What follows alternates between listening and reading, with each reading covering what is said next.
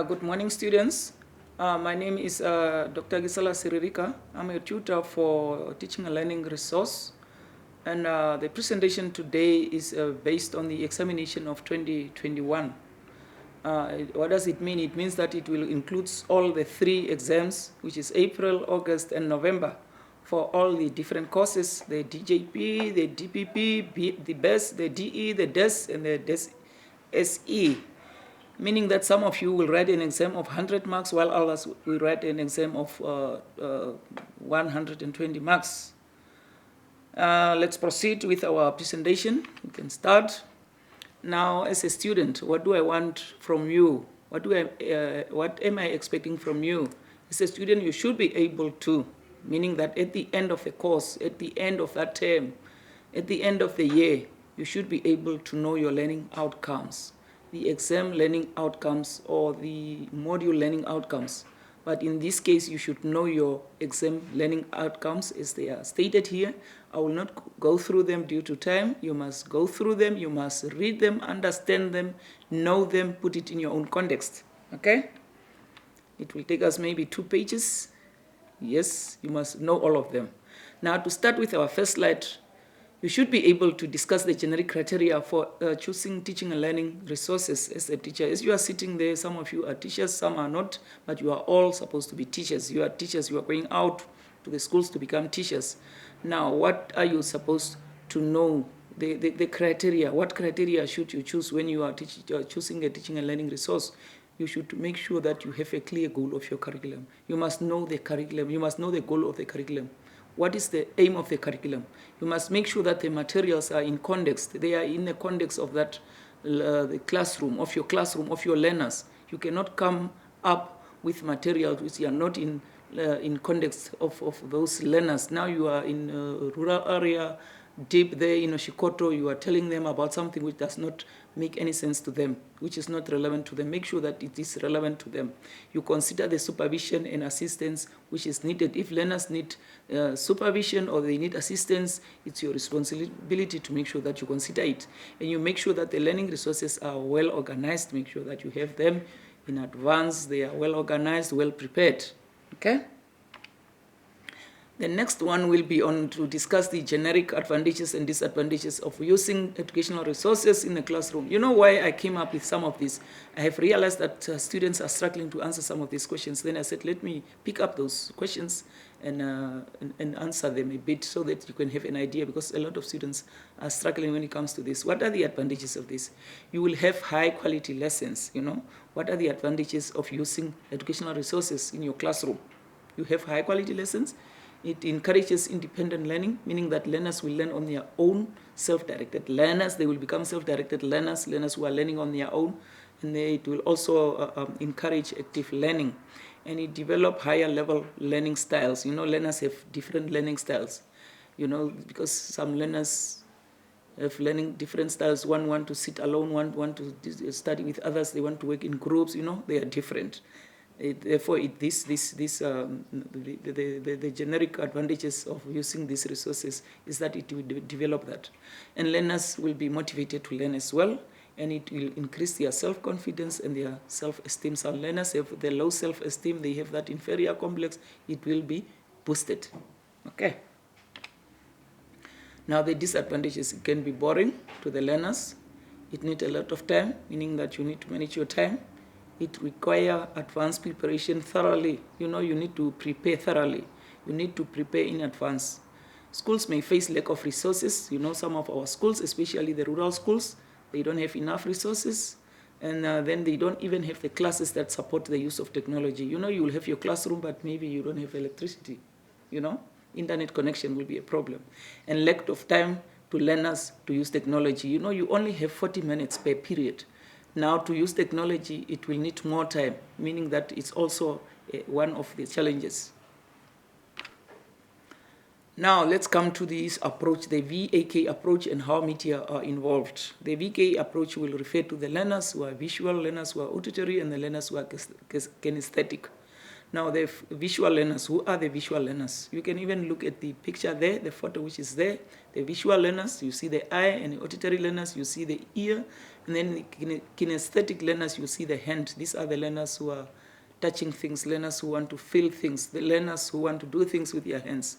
Visual learners are learners who prefer to see information. They think in pictures. They want to see things. They don't just want to sit and listen to you. And then visual learners consist of two different types of learners, the linguistic learners and the spatial learners. Who are these linguistic learners? These are learners who prefer to read and write. They can quickly understand and retain information in written form. They will prefer resources such as handouts, notes, and textbooks and assignments. The visual spatial learners, this has to do with space now. These learners do not enjoy reading and writing tasks, but instead, learners, they learn more effectively when using graphs, pictures, slides, and diagrams, meaning that these learners want to see things, okay? It helps visual learners to see the teacher's body language and facial expression and fully understand the content of a lesson. What does it mean? It means that these learners, they learn better when they look at your body language, your facial expression.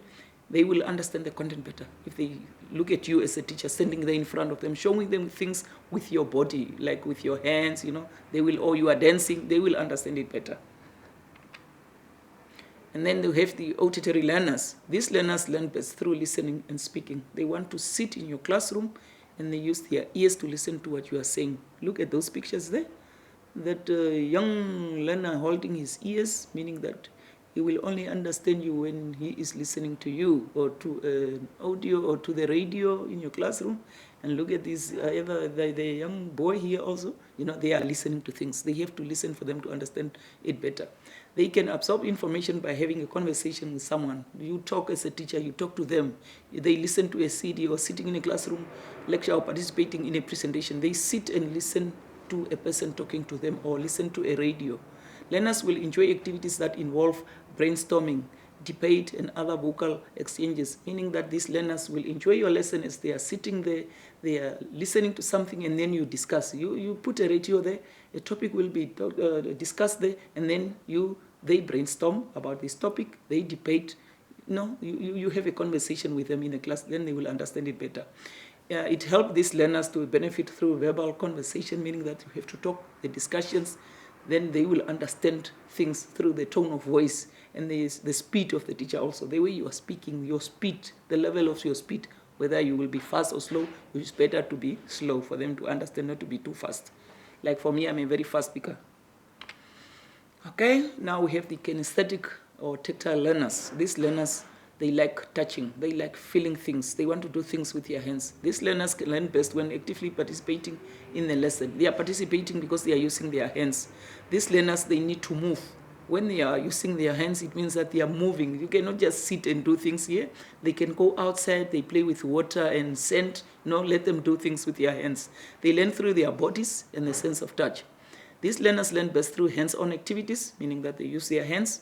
Teaching methods which these learners are actively exploring learning content, the science projects and experiments, meaning that you give them a project, a science project. Let them go out and do something with their hands. They can make a ball, they can make something with their hands, with concrete materials, especially schools, rural schools, they don't have all the resources for you to improvise. You ask them to do things for you. They develop something with their hands.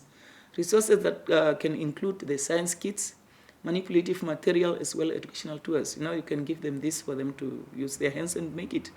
They benefit through touching and feeling, as I said. They like to touch, they like to feel, then they will understand it better. This is good for the visually learners, visually impaired learners, where they don't see, they touch, they feel, okay? These learners are often gifted in physical activities like running, swimming, dancing, and other sport. It means that these learners are good in sport activities. They like running. They will enjoy it when you take them outside for them to run, for them to dance, for them to swim, to do all these sport activities. They will enjoy it. Look at this photo here as they are using their hands to play. That is what they want. They have great hand-eye coordination in quick reactions, meaning that when they are doing something with their hands, their eyes are also concentrated. They are looking to what they are doing. There is an eye-hand coordination in this whole process.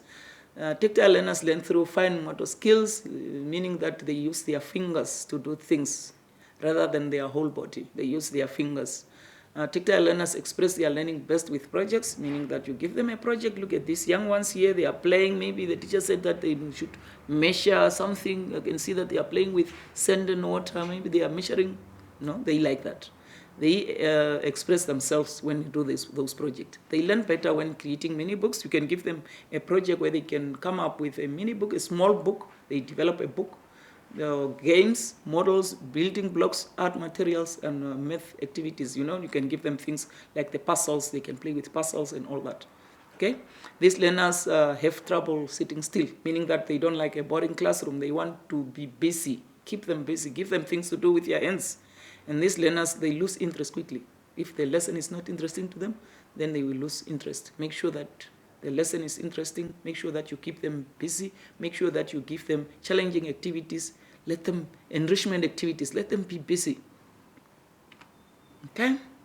Now, generic steps in preparing for application of resources in a lesson. What does it mean? When you are preparing your lesson, what are you supposed to do as a teacher? The first thing you need to do is to prepare yourself as the owner of that classroom.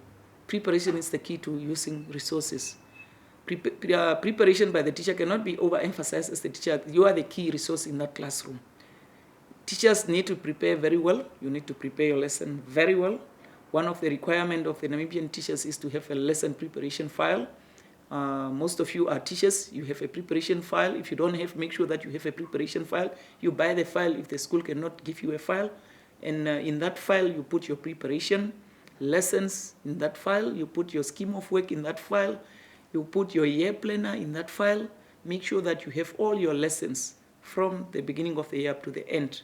It should be there. If the inspector enters your classroom and asks for your preparation file or for your preparation lesson, then you should be able to provide it, okay? And during this stage, a teacher can practice the use of technology and use resources that pose a problem. When you are preparing a lesson and you have decided that in that lesson you are going to use technology, in that lesson you are going to use a radio, you must make sure that it is well prepared in advance. You cannot enter your classroom, you want to start a lesson and you are not prepared. The radio is not, you switch it on and the battery is flat, all these things. Make sure that you are well prepared. Have time, 5 minutes or 10 minutes time before your lesson for you to make sure that everything is in order. The resources, the learners, everything should be in order, okay? You should prepare thoroughly so that you can have that confidence when you deliver your lesson, and for you also to look like a professional. You cannot come in a classroom, now things are upside down, the learners are looking at you, waiting for the lesson, and you are just running, taking this, putting it there, You should make sure that you are well prepared, okay? You should do research on the lesson objective. What is my lesson objective? What do I want learners to learn in this lesson? What do I want them to know at the end of the lesson? That's your competency now, okay? Your specific objective. You look at the current events. Why, as a teacher, why can you not just look at the current event, like, for example, the COVID-19? You look at it locally and globally. What it is, how it is spread, and how it is prevented. How can we, you should prepare yourself. You should have that knowledge on that current event or topic, okay? You should bring the recent information to the class. The teacher earns the respect of the learners and other teachers. If you know what you are doing, the learners will respect you, and the other teachers at the school will respect you because they will think that you know. It's not that they think that you know, they see that you know what you are doing, okay? You are well prepared. You have the knowledge, you have the skills of the subject. Yeah, it is necessary for teachers to be lifelong learners. You need to learn. Learning does not stop. It's a process. It's a long process. You need to keep on to refresh what you know, what you already know, and to add to the existing knowledge and your skills. You know this, you still learn for you to add more. We are all learning every day, okay? To be a better teacher, you need to keep learning. Learners, they like observing teachers as their role models. They will replicate your behavior, and they will also become lifelong learners. If you are learning, they will also learn. If you are studying, they will also study, okay? Make sure that you do things which learners can replicate. Teachers use several tools in preparing the lesson, such as, okay, when you prepare your lesson as a teacher, you need to have the broad curriculum. Years back, it was called a broad curriculum. Now it is called the curriculum for basic education, make sure that you have the curriculum for basic education, because you cannot have a syllabus without the curriculum for basic education. The syllabus is informed or is guided by the curriculum for basic education. And then you have your scheme of work. Your scheme of work is where you put everything in what you are going to do for the year. That in week 1, I'm going to do this on this date. The completion date is this. You must make sure that you have that in your file. Prepare your lesson based on this. You cannot just come up with a lesson without being informed by the curriculum for basic education or by your syllabus or scheme of work. Make sure that you have all these things in your file. The first step is to determine the objective so that you can be clear on what to teach. If you have an objective, then you know what you are going to teach. For example, our objective for this lesson will be on COVID-19. Okay? Learners should be able to define what COVID is at the end of the lesson. You should have a competency also. The learning objective is what they will know or understand, and then the competency, they are supposed to be able to do it. At the end of your lesson, learners should be able to sanitize, they should be able to wash their hands, they should be able to keep social distancing, which is an indication that they can demonstrate that they understood or they know what you told them. Okay? You need to ask yourself what you can do to add interest to the lesson. As a teacher, make sure that you ask yourself questions. If I am having this topic on COVID-19 in my class, what can I do for it to be interesting to the learners? What can I add? Pictures, posters, make sure that it is interesting. Video clips, let them have that interest, that it arouses their interest in the class. Okay? You prepare photocopies and print materials needed for the activities beforehand. Make sure that if you have your lesson, you prepared all the resources needed. You made copies already in advance. They are there on your table, not to come and do it during the lesson. Learners will be disturbed by that. And you should have a backup plan in case activities plan did not work out. Now, make sure that you have plan B. If you know that plan A did not work out, I have plan B. Let me tell you a story. What happened to me once was that I prepared my lesson, and as I was entering my class, the first 4 minutes, I was busy there doing things on my table. And as I was busy, the inspector entered my classroom, and he greeted, and the learners greeted him. And as I realized that I was not well prepared, I took the learners out. I said, learners, let's go. Let's start with our lesson. We go outside today. Our lesson will be outside. We went outside. The inspector followed us. We were going around the whole school, running around the whole school, until the inspector asked me a question like, Seridika, what are we doing? What are we busy doing here? What are you doing? Then I said, no, my lesson was on clouds, and I don't see clouds. I'm looking for clouds. This is a clear indication that I was not prepared. You cannot say that your lesson was on clouds and the clouds are not there and you are still looking for the clouds. You were supposed to have your plan B. Okay? You should have a backup plan that if this is not happening, I will do this. Okay? There's an indication that I was not prepared at all. That's not a good example. Good. You prepare the resources. What does it mean?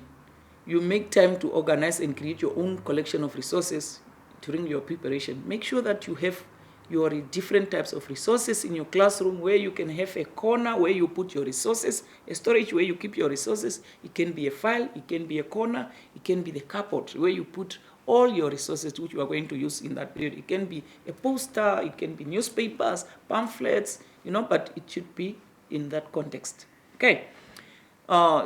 Keep a file of materials such as pictures, handouts, puzzles, flashcards, games. It depends on you. It's your classroom. You decide what you have in your file or in your corner, the resource corner. You organize the materials in a storage system. That is what I said, to save time in future. Just have it so that you can just pick and use it for that lesson, not to go outside to look for that. If I want a plant now, I'm going outside to get it. Okay? Try to have things already in your classroom in that corner. The main advantage of keeping a file is that it keeps growing as you prepare. You have that corner there and you just add on. You add. It will grow. The resources collected can be used for different topics. It can be used for different subjects and different grades. You have that corner. You can use that same resource for different grades, but it's just that it should be at different levels. Okay? I have that planned there. For the grade 1s, it will be at this level. Grade 7, it will be at this level. The grade 1s, they will maybe just name the plant, and the grade 7, they will do a project on that plant. Okay? They can tell me a lot of things on it. They can go outside. They can do what, It depends on the grade. Do not overuse the resource. This takes the learner's excitement away. You know, when you have a resource, it cannot be every day, the whole day, and tomorrow or the whole week is just the same resource used. No, you should change your resources, you know, for learners to enjoy your lesson. Okay, if if you have a classroom and the resources are not enough, you can make copies. And if you don't have a photocopy machine, you can improvise. You can make plans. You can run to a nearby school. You can ask your colleagues to help you. You can make your own, okay, from your own local materials. Improvise, okay? Learners can share by working in groups. If you see that it's also not enough, divide them in groups. If there are 40 in a class, 5 learners per group, or 10, it depends. Maybe you only have 5 copies, 8 learners per group. Then you have your resources in groups. And then you should also decide, as a teacher, you need to decide which information are you going to present to the learners, and which information are you give as an exercise, and which information are you going to give for homework. You know, it's your class, it's you who decides, okay? All the materials needed for activities should be prepared well in advance. This is what I said. For example, your chalkboard, your dusters, your papers, the pens, erasers, everything should be in order, especially for the young ones. At their tables, you make sure that each table has an eraser, pencil, you know, you prepare the tables for them. They are too young to do it themselves, as long as you just teach them the responsibility. To make the lesson more interesting, additional materials can be added. You know, the government will provide teacher's guides, you provide color pencils, but you as a teacher, is your classroom, you can add resources. You can bring in a plant on your table, you can bring in a plant on their tables, different tables, you know, even in a tin, you know, it's as long as it's just something. Do something which is in your area, okay? At the end of the lesson, for example, you can emphasize the content with a song or with a picture. The learners can sing a song at the end of the lesson, or even at the beginning of the lesson. The introduction part, they can sing a song, can do something together, okay? Materials can be used during the introductory phase. This is what I said, that in the introduction phase, the learners they can, for example, bring a model, they can use a DVD, music player, or any other material, and it's advisable to test this beforehand and familiarize yourself with it. You cannot come there with your DVD. Now you want learners to listen to this, but you cannot switch it on. You don't even know how to connect things. You don't know what. Now learners are sitting and waiting for you for 5, 10 minutes, 15 minutes. The learners will lose that interest, okay? You will also be stressed and, you know, panicking, and then things will not go well. And timing is very important. Make sure that you manage your time very well when you are preparing your lesson. Don't do things, you are busy preparing your technology, your radio is not, you know, then you are wasting time. Look for materials that reflect real-life situations, such as newspapers and concrete materials. Why can you not just take stones outside, sticks, plants? You know, take things, concrete materials outside. You know, take things which they know. Don't come up with your things which you bought in Windhoek. Now you want to come and show them they're deep in the Maheke region, deep in the rural area. No, show them what they know. What is in Windhoek is also there, but it's just that is maybe just different, and it's not nice like the one in Windhoek. But it's just the same. A stone in Windhoek is a stone in Omaheke, okay, in that rural area. Okay, make your own inexpensive materials. That's the point. Concrete materials are inexpensive. They are just there outside. You just take them and show them. You can bring bottle tops. You know, you can just give them all these things. They bring it to you. Let them take that ownership of bringing, not you giving them, okay? Depending on your objective, you can use different resources for different stages of the lesson. Yes, it depends on your objective for you to decide what type of resources to use. You cannot have this objective which says that learners will collect stones. Now you are bringing something else, a newspaper, to the class. No, let them bring what they are supposed to bring according to the objective of the lesson. Now you prepare the learning environment. The inside of your classroom, the outside of the classroom, it depends on the lesson. What is your lesson all about? If it is inside the classroom, make sure that your classroom is inviting, your classroom is welcoming, your classroom is conducive, your classroom is clean, you know? An environment conducive to learning is desirable in all classrooms. Look at the condition of your classroom at the beginning of the lesson. Is it clean? Is your classroom inviting? You know, before you start your lesson, make sure that the desk, the arrangement, the sitting arrangement of your desk, you know, the way it is arranged, whether it is also clean, and the management of all your resources, everything in the classroom, and that learners, when they enter, they should feel that, we are in our mother's home or in our father's home. Let them feel when they are at home, at their biological parents, they should feel like going back to school, to that environment which is inviting them. Okay, if you were a learner, would you look forward to a lesson in a classroom like that, or would you detest being in such a class? Okay, do you remember your favorite classroom when you were a learner? It's a classroom dirty. Would you like that classroom? No, you won't like it. You want a clean classroom. And you must also think about your own childhood. What classroom did you like? Which classroom was your favorite? Why was it your favorite classroom? Like for me, it was the home science classroom. Why? Because of the smell, the nice food. You go to that classroom, you go and taste food, and the classroom was clean, and the teacher was also very clean. Was a lady, a very clean lady. It was like inviting. When you enter that classroom, you know that we are going to eat, because you will find that some learners will come to school without eating anything, and then your classroom will be inviting them that, okay, there is peace in this classroom, no shouting. My mother is shouting at me every day at home. My father is shouting, but in this classroom, this teacher will also say, Maria, come, how was your day? Greet them, give them that love, that peace. All these questions are asked to make you aware of the importance of physical environment. Okay, you should ask yourself those questions for you to be well prepared. As you prepare the learning environment, there are objects that help create positive learning, such as decorations. You decorate your classroom, the wall display, a plant on your table, as I said, or on the learner's table, and the correct seating arrangement, the way you arrange your desk in your classroom. Okay, the lighting and the air conditioning can also influence the learning environment. Does not mean that you need an air conditioner in your classroom, even just to open the windows. It's more than enough.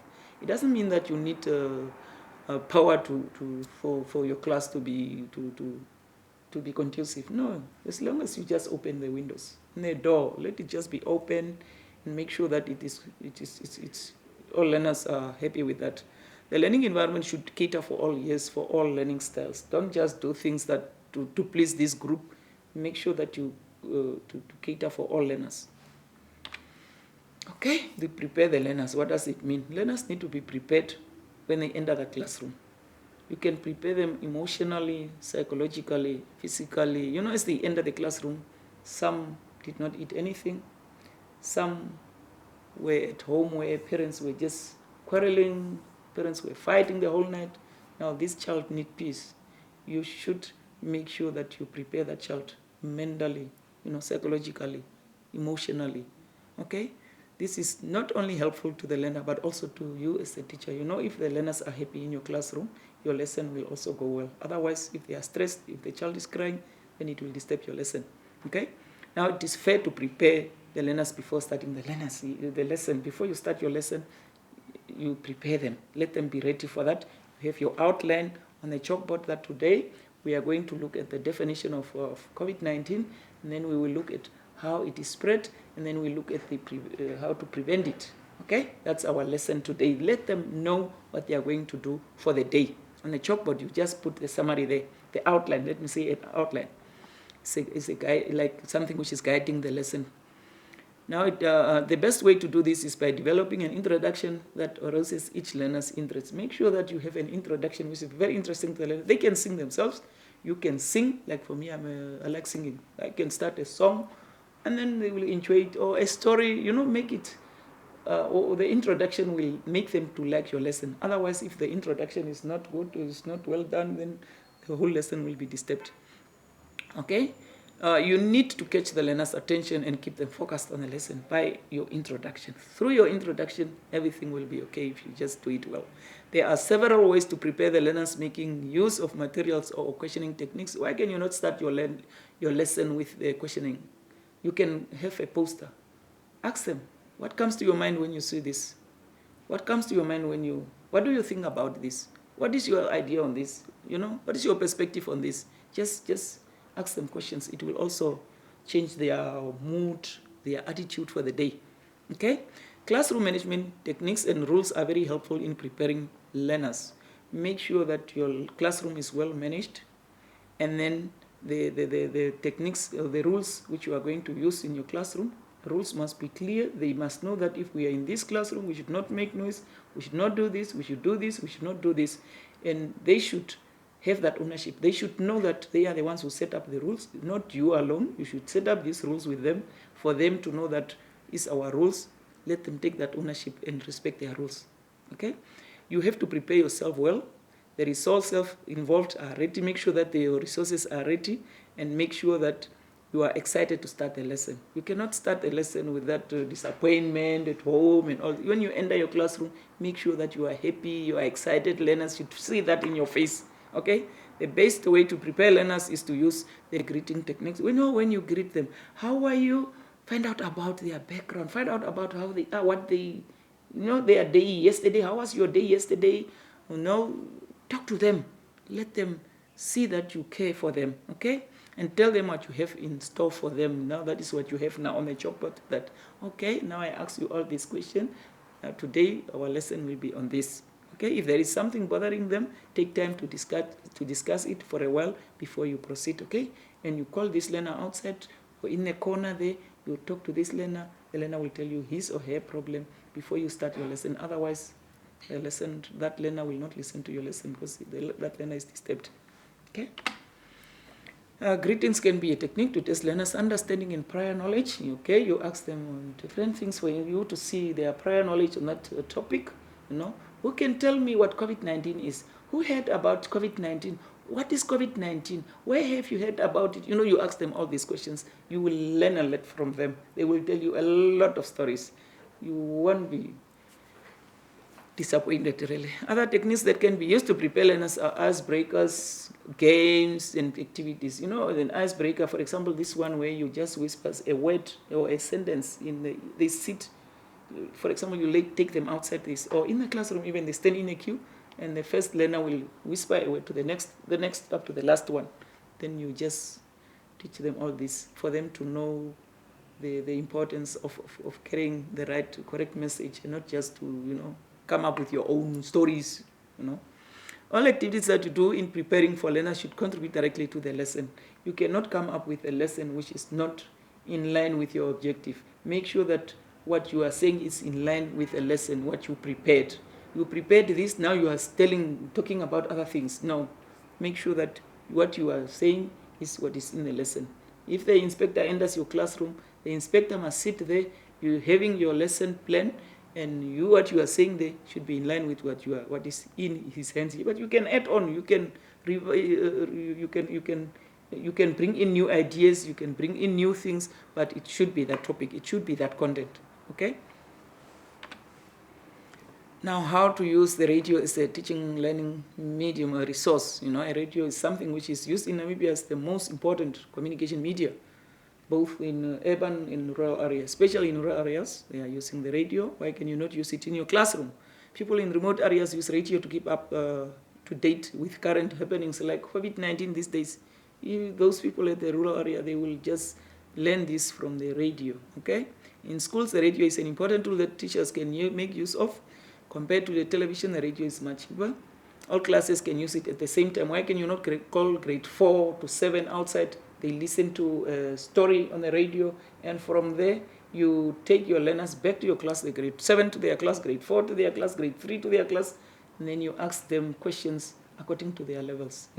Their levels, their grades, their abilities. It's your classroom. The grade 1 will name or they will list things which they listen to.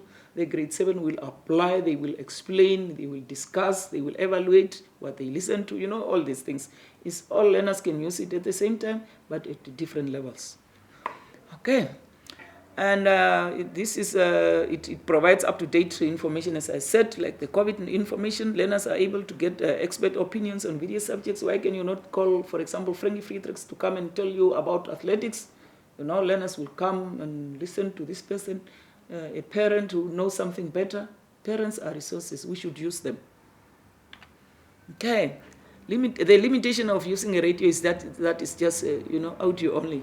Audio messages only. Learners can just listen. They cannot see. Okay, that's the only limitation, but which is not something bad. Okay, learners with hearing problems may have problems following instructions. Okay, those who cannot hear well, they will have problems with following those instructions. In using the radio, caution should be exercised that it does not play a dominant role in the classroom. You cannot come Today, bring your class, the radio in the classroom. Tomorrow is the radio again. From 8 up to 1, it's just the radio which is there. You switch on, you go. No, you should not play that role. You as the teacher, you are the key person in that classroom. The radio should just be there, just as a resource, an additional resource, just for a few seconds, few minutes, just for 40, maybe just 20 minutes or 10 minutes, just to listen to something, and then you discuss, you debate, okay? Yeah, the radio can be used to arouse the interest during the introductory part. Yes, 5 minutes, you just switch it on, a song or something, to stimulate a discussion. We want to discuss something. Before we start discussing that, we put on the radio, we listen to something, then we start, we debate. Okay? Learning content can be recorded. Yes, you can use it also to record your content of that lesson. Radio use is not class bound, and learners can use the radio, meaning that this does not mean that you can only use the radio in the classroom. You can also use it at home, because learners have radios at home. For them to understand, to master the content, they can use it also at home, or to complete the project even. Now, the generic features. When you prepare your lesson, it has 3 components. You have your introduction, you have the presentation, and then you have your conclusion. What are you supposed to have in your introduction? These are just few examples. You can have a riddle there. You have a song. You can have a puzzle, a mimic. You have a video clip. This will also help the lesson to be very interesting to the learners. This you can go and read it for yourself. It's clear. I give examples there for you to understand it better. And then you have the course of the lesson. This is the presentation. When you plan a lesson, you jot down the main ideas. You must make sure that what do you want in this lesson, okay? What do you want to communicate to the learners? What do you want to give to the learners?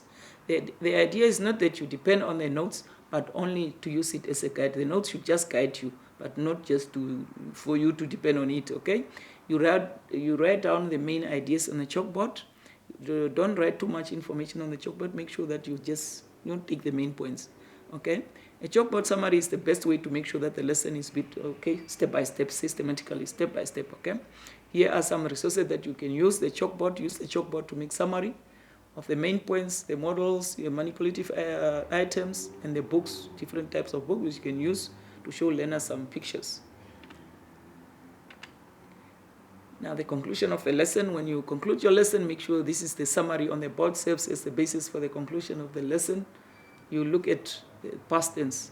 In this lesson, we define COVID-19. In this lesson, we look at how COVID-19 is spread. In this lesson, we look at how we can prevent ourselves from getting COVID-19. All these things. That's the conclusion, how you conclude your lesson. It's a summary of what you did, okay? The lesson must be summarized by only highlighting the key information. You just mention the key information. You can teach the learners to summarize the information at the end of the lesson. Some resources that can be used to conclude your lesson. The game, they can play a game. Why can they not play a small game like they call it the Jerusalem Challenge? They stand up and they dance in the class. That's how you conclude your lesson, okay? Or they can tell a story. You can read a story relating to the topic. Or you can ask some questions at the end of the lesson to revise the content of the lesson. They can give them a worksheet assignment, give learners an assignment to see if they understood the content. Or you can give them a group assignment, divide them into groups, they go and give feedback the next morning. Or you can give them an experiment.